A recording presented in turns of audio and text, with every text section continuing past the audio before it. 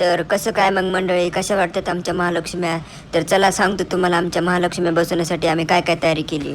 वर्षभर धूळ खात पडलेला मकर हाच त्याला काढून त्याची फिटिंग चालू केली.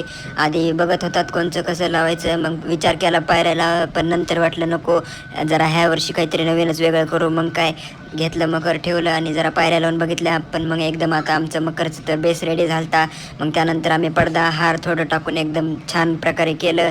तर आणखीन आमची तयारी राहिलेली आहे, तर तयारी झाल्यावर दाखवतो तुम्हाला. तर पायऱ्या काढायचा प्लॅन केला, मग पायऱ्या टाकल्या काढून, मग एकदम मस्तपैकी पडदा टाकलेला आहे. आणि हार पण कसे दिसायलेत सांगा. आणि मस्तपैकी ही महालक्ष्म्यासाठी आम्ही तयार केलेला आहे. तर महालक्ष्म्याची आता पूजा होत आहे. तर पूजा झाल्यानंतर आपण महालक्ष्म्याचं झालेलं आहे आगमन झालं. त्यानंतर मस्तपैकी केलेली आहे लाईटिंग. एक नंबर वाटायली होती लाईटिंग. मग लक्ष्मीला घालायची होती साडी. मग आपल्याला जे काम जमत नाही ते तर आपण करत नाही, म्हणून एका कोपऱ्यात थांबून आपण बघत होतात साडी कशी घालतात.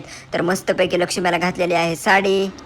गौरीला महालक्ष्मी मानलं जातं. लक्ष्मी हे संपत्ती, सुख, दुःख आणि सौभाग्य देणारं देवी आहे, म्हणून घरात गौरी बसवल्याने धन धान्य व ऐश्वर्य वाढतं. काही ठिकाणी गौरी म्हणजे पार्वती होय. गणपती हा पार्वतीचा पुत्र असल्याने गणपती नंतर गौरी आगमन केल्याने ती आपल्या मुलाकडे भेटायला येते असं मानलं जातं. आणि गौरी सौभाग्यवती स्त्रियांची देवी मानले जाते, म्हणून ह्या सणात महिलांचा सहभाग विशेषतः असतो.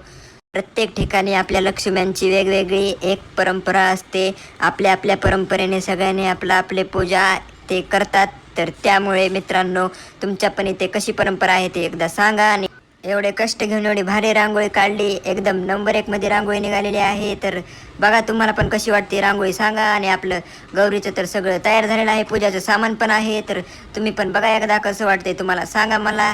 आणि तुमच्या इथं पण कसं असते ते पण सांगा. आणि एकदम कसं हे सगळं आपणच केलेलं आहे, त्यामुळे ह्याच्यात तर काही विषय नाही. सगळं काम तर खूपच आहे, पण काही नाही. तर चला तुम्ही पण घ्या दर्शन आणि लाईक करा आणि सबस्क्राईब करा.